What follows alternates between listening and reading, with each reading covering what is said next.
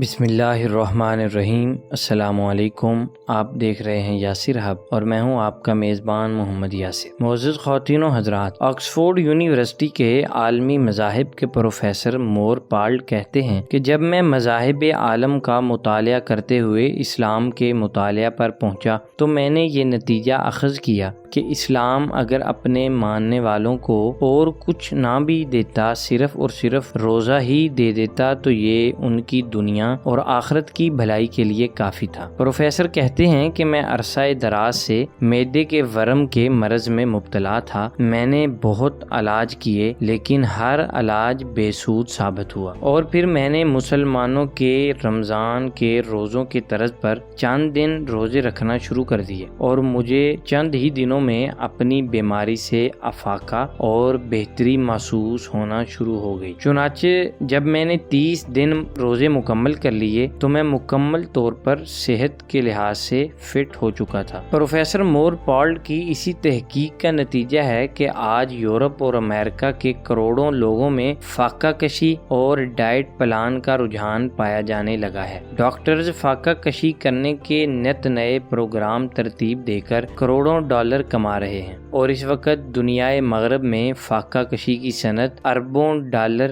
تک پہنچ چکی ہے۔ طبی سائنس نے پچھلے چند برسوں کے دوران روزہ رکھنے کے جو فوائد دریافت کیے ہیں ان میں سے چند ایک موٹے فوائد مندرجہ ذیل ہیں۔ وہ کہتے ہیں کہ نمبر 1، روزہ رکھنے سے انسان کا موٹاپا ختم ہو جاتا ہے۔ انسان جب متواتر روزے رکھتا ہے تو انسانی خلیوں کو دن بھر وافر شکر دستیاب نہیں ملتی، تو تب انسانی جسم میں موجود اضافی چربی اور دیگر غذائی مادے توانائی کا کام دینا شروع کر دیتے ہیں۔ نمبر 2، روزہ رکھنے سے نظام انہضام بہتر ہو جاتا ہے۔ انسان کے نظام انہضام میں کئی اہم اعضاء شریک کار ہوتے ہیں۔ ان میں منہ، جبڑا، لعابی غدود، زبان، گلا اور مکوی نالی وغیرہ شامل ہوتی ہیں۔ جیسے ہی ہم کوئی بھی ایک چیز اپنے منہ میں رکھتے ہیں تو یہ سارا کا سارا نظام حرکت میں آ جاتا ہے اور ہر عضو اپنا کام شروع کر دیتا ہے۔ دانت چباتے ہیں، جبڑا نگلتا ہے، لعابی غدود اس کو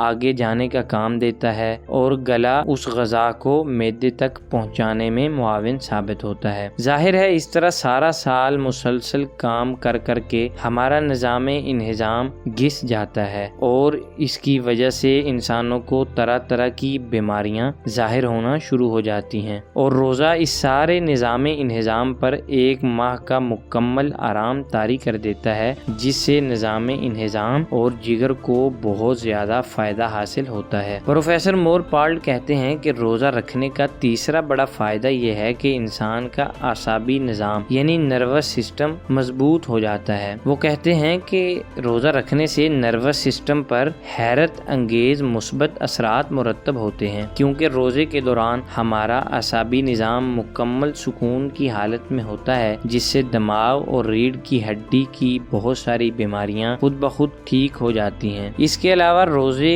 کے انسانی صحت اور انسانی جسم پر اور بھی بہت سارے مثبت اثرات واقع ہوتے ہیں۔ معزز دوستو، اللہ تعالیٰ نے آج سے 1440 سال قبل مسلمانان عالم کو رمضان المبارک کا جو تحفہ دیا تھا، اس وقت سائنس گھٹنوں کے بل چل رہی تھی، اور یہ خدائے پاک کی اپنی مخلوق سے محبت اور کائنات کا بہترین خالق ہونے کی دلیل ہے کہ جدید سائنس 1400 سال کے بعد جن حقائق سے واقف ہو رہی ہے، شریعت اسلامیہ نے 1400 سال پہلے ان حقائق کا علاج روزے کی صورت میں مسلمانوں کو فراہم کر دیا تھا۔ ویسے بھی عام مشاہدہ ہے کہ اگر درست طریقے پر روزے رکھے جائیں تو محض 30 دنوں میں ہی انسانی صحت تندرست ہو جاتی ہے، اور بہت سارے بلڈ پریشر، شوگر اور معدے کی بیماریوں کے مریض 30 دن مسلسل روزے رکھنے کے بعد اپنی ان بیماریوں میں فاقہ محسوس کرتے ہیں۔ کائنات کی انہی حقیقتوں کو سامنے رکھتے ہوئے حضور رسالت مآب صلی اللہ علیہ وسلم نے فرمایا تھا کہ سومو